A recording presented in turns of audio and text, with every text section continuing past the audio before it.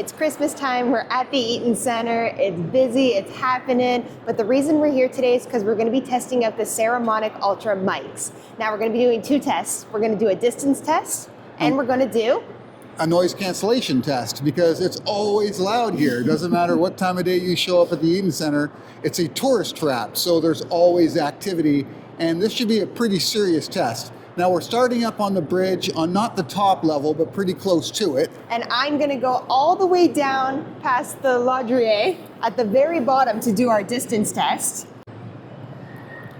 So the level below Laudrier, so we're talking about 1, 2, 3, 4 levels down. She's gonna go there, wave to us, so we can see when she gets there. So we're talking the whole way. And we're gonna be talking through floors, through buildings. Yep. It's going to be a challenge. Once she gets there, I'm going to have her walk along that section all the way across to the base of the Christmas tree. So we also added the antenna to help with the connection on our way down, so let's get going. I just want to go over the price for the Saramonic Ultra. I've seen it as low as $220 for the standard kit that comes with the two mics, and $269, this is US dollars in the US, when you include the lavalier kit.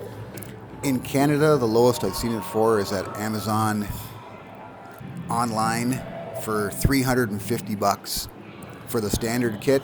I haven't seen a lavalier kit on sale, so that's more like $480. But generally speaking, they do go on sale. You can find them for a deal.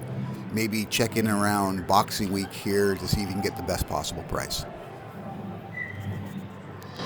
Okay, so down to, I believe this is the second level.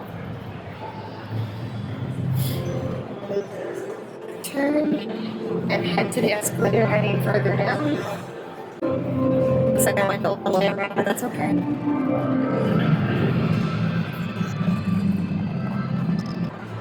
All right. Down to the next level. We're 2 floors down from where I go, so we'll see what the connection is like. We're going to let that wave and then go back up to the code. Let's see if you can see me. And you see me. And there she is waving. Hopefully you can still hear her. I think so. I think he saw me. There we go. Okay. And we're gonna go. Obviously, line of sight's important. We lose Amy completely through 2 solid floors of, steel and concrete on her way to the bottom of the Christmas tree here. So we're going to test it with the dead cat. The noise cancellation is off. Obviously we are going to have some noise in the background because this is Dundas Square, but we picked an earlier part of the day so it's not too busy. This is more about checking the dead cat and seeing how it picks up the wind that we have coming through here, because it is a bit of a wind tunnel. We thought we'd use Dundas Square as an example. Also, I'm turned away from the mic and we realize that line of sight plays a big role.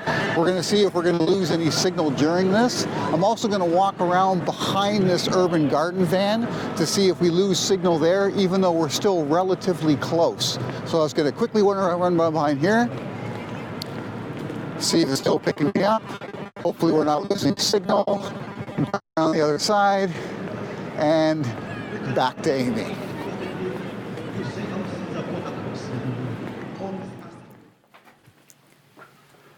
So we've already established that line of sight is the most important factor when it comes to signal quality with the Saramonic Ultra. Sure, it can go through walls in a relatively confined space, so distance from receiver does matter.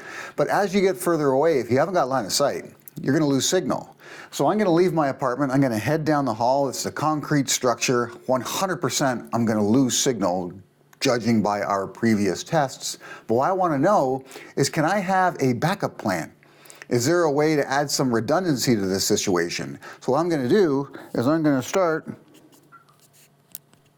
the internal recorder and see if I can use that to kind of resurrect the audio I lose based on signal strength. Let's go.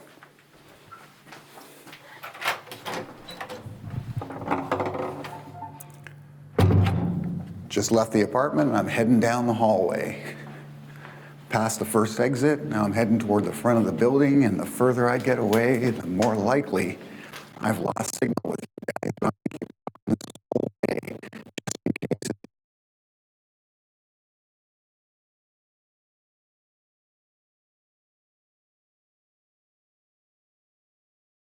I've lost signal with you guys, but I'm going to keep talking this whole way just in case it's able to handle it. Now at this point, I've got like 3 separate concrete walls between me and the signal area, and a couple of apartments actually, because of how my apartment is structured.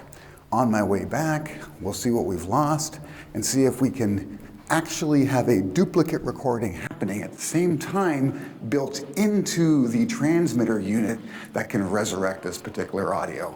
On my way back now, I'll be back in a second, and we'll see how things turn out.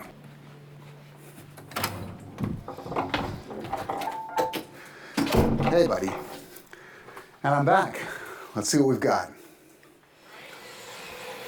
So now I'm going to do a quick test of the noise cancellation feature. Amy is still pedaling away on her bike. We've got the TV in the background. You'll see right now it's blue. I'm going to switch it.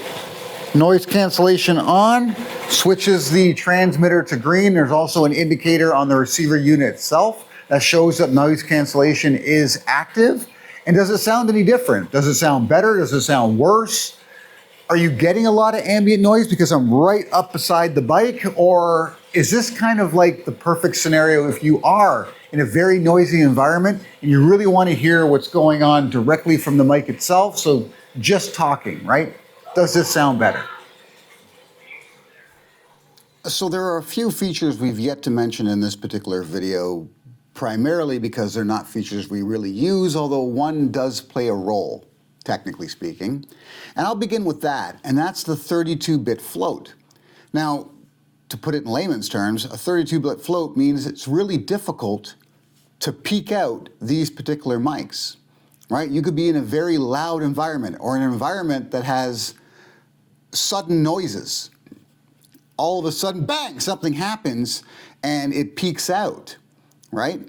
That shouldn't happen here. With a 32-bit float, essentially you're giving yourself all kinds of recording room from the lowest sounds to the highest sounds without any kind of clipping, if you're familiar with that term. It's when a sound wave suddenly flattens out at the top because there's no more room for it to go. That isn't generally the case with a 32-bit float.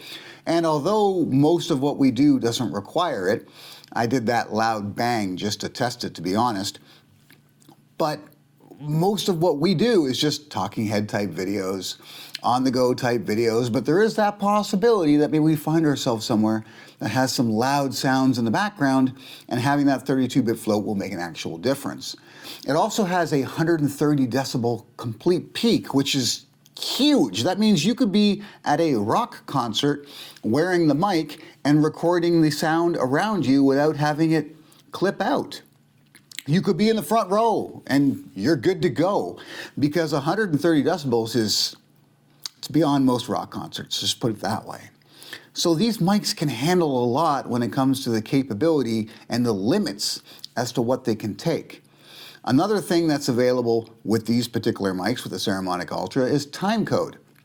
Now, Timecode gives you the ability to sync its audio across multiple video devices and other audio devices with Timecode.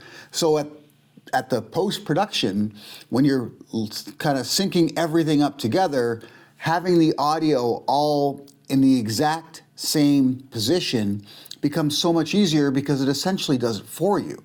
Now, most of the time, we have one video device, one recording device. So Timecode isn't really a thing for us. Occasionally, we've extended that to maybe one additional microphone source or one additional video source, but just syncing that little bit up isn't that difficult in post, so I've never really had to use it. But then again, I've never really had it before, so I've never tried to use it, and maybe in the future, I'll find a reason for it, and if that's the case, I'm future-proofed. And that's something that you look for when you're buying new technology, is its capabilities in the near or even somewhat distant future, because you don't want to have to keep replacing devices over and over and over again. And that brings me to the last one, which is the battery life of these transmitters is fantastic. Absolutely fantastic. Amy and I did a full day of recording. Not once did we even hesitate to think that there's a possibility we're going to run out of power with these transmitters or with the receiving unit itself. No way. It didn't even occur to us that it was a possibility because, first of all, we don't record continuously the whole day, so the chances of it actually running out are slim. But also, every time you're done with it, you're returning it to the case, and the case itself is essentially a charge block. So it's recharging it every single time you put it back.